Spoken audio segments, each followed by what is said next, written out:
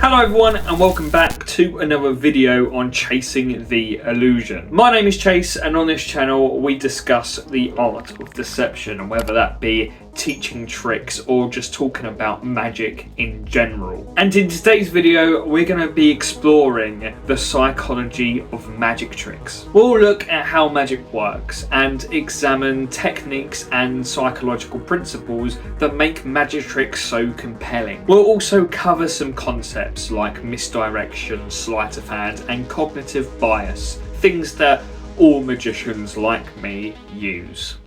Misdirection is a trick where a magician will ask you to look in one place while they're doing something deceptive in the other. Think about it. If I take my ring here and I make you look at it over here, it's on my finger over here.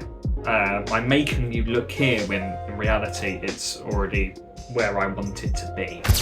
Sleight of hand is all about quick and skillful hand movements to help hide what the magician is really doing. It takes a lot of practice to make it look smooth. For example, if we take a card, I don't know, the Jack of Diamonds, Kevin Booth himself, and we put him on top of the deck and we lose him. We lose him in the deck. We have no idea where he is, right?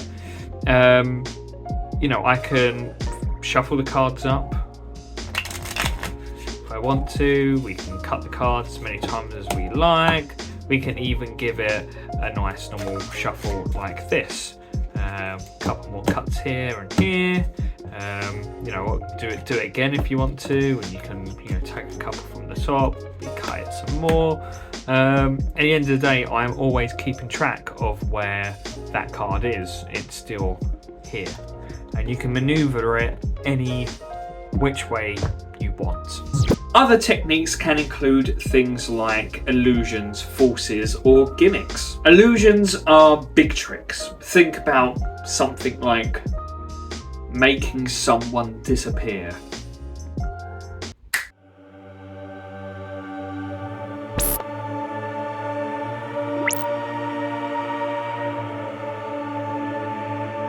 Forces are a way to make you pick a specific card without you knowing. I can just go through the cards like this and ask someone to tell me when to stop, and they can stop wherever they like. And it happens to be me, my face. I knew that was going to happen for this exact glitch. Right here. Right here.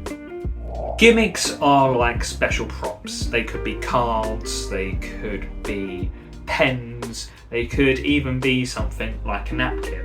And these basically just help help a magician to create something even more impossible, like a swan.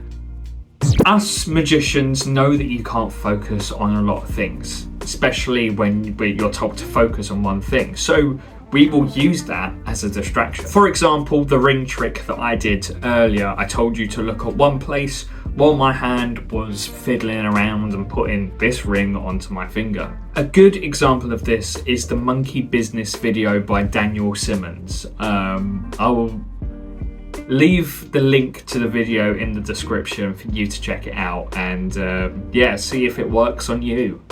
Cognitive biases are how our brains like to take shortcuts. For example, if you see something amazing and it matches up with what you believe, then it makes everything else mute. Imagine a horse with the little blinkers on. You don't realise anything else, you just know what you see because that's what you believe in. I had it the other day. I was performing a card trick to somebody and I messed up.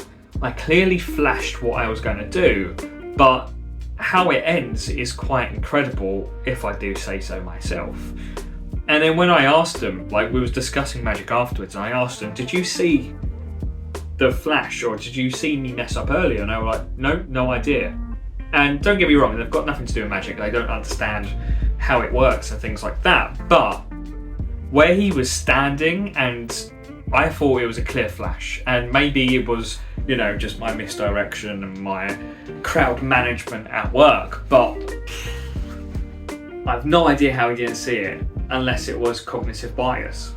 pattern recognition is how our brains look and expect patterns, and magicians like me will use this by creating a pattern and then surprising the audience by changing it. For instance, we've got the 2 black aces here, and I want you to keep an eye on the ace of spades for me.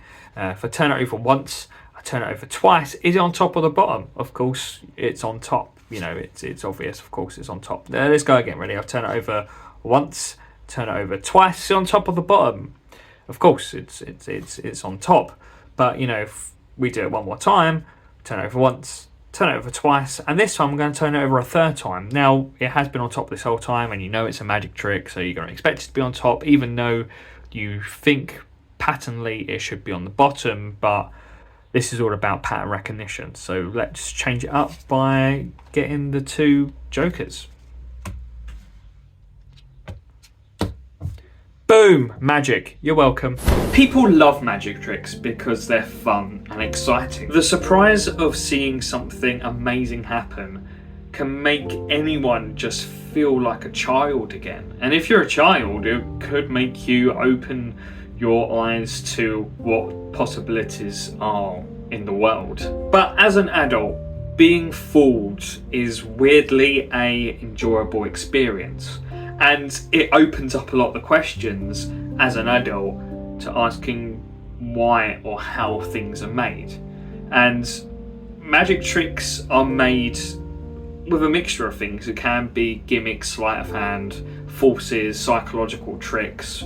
But all in all, it really narrows it down to just storytelling and how you perform as a magician. And suspension of disbelief is when your audience or you know that what you've just seen in front of your eyes is a magic trick, but it's that split second when you could believe that it's real, even though you know it's not, but you just want to know why. In that split second, it's the suspension of disbelief, where you just throw everything out and you're like, that could be real magic. The famous magician Harry Houdini once said something along the lines of, people love to be deceived because it makes them experience wonder, which, you know, most people don't get in their everyday lives. As an audience member, by suspending your disbeliefs in magic, you open yourselves up to the world of wonder and allow yourself to, you know, generally question if magic's real or not. And if you want to find out if magic's real, I just did a series on YouTube called Is Magic Real? And if you want to check that out, all 8 episodes are on my channel right now. So binge watch it. Go watch it straight after you've seen this video, if you want to. Now, magic tricks have been around. God, did you hear my chair? This chair's been around for ages. As well as magic tricks. Magic tricks have been around for ages, dating back since ancient civilizations. In ancient Egypt, Rome, Greece, magicians would do tricks like making things disappear and reappear, and more importantly, predicting the future. And those early magicians made what magicians are today. One of my favourite books is Ancient Egyptian Magic. It's all about a magician being found in one of the pyramids with all their magic books. I think he was like one of the pharaoh's favourite people magicians, but it goes into detail on all of like the magic gimmicks and stuff they had back in those days, as well as what kind of tricks they used. Obviously it's all, quite a lot of it is hypothetical, but it really inspires me and I always come back to reading it.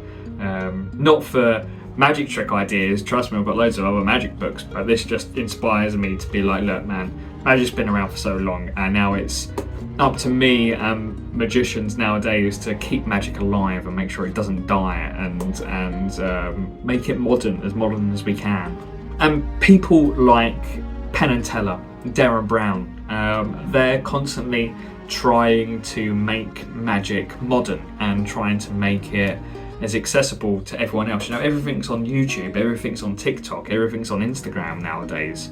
And yeah, it's up to people like us to make magic modern and make magic still relevant to this day.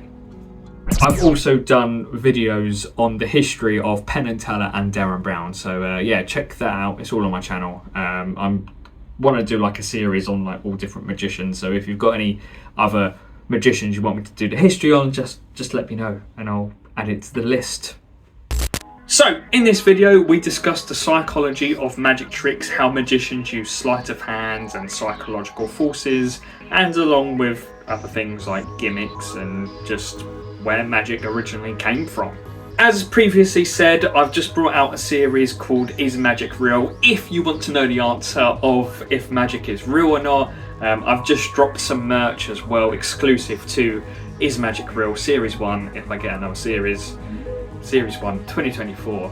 And yeah, like I said, if you want to check out the history of Penn and Teller and Derren Brown, there's videos on my channel of that as well.